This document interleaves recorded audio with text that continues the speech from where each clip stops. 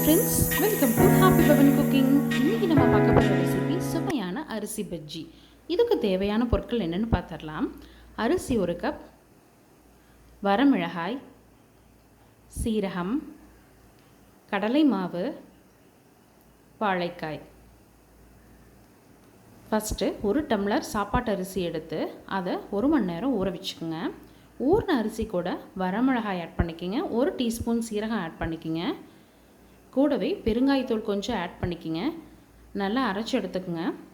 அரைச்சி எடுத்த மிக்ஸ் கூட 3 டீஸ்பூன் கடலை மாவு ஆட் பண்ணிக்கோங்க, 1 டீஸ்பூன் உப்பு ஆட் பண்ணிக்கலாம்.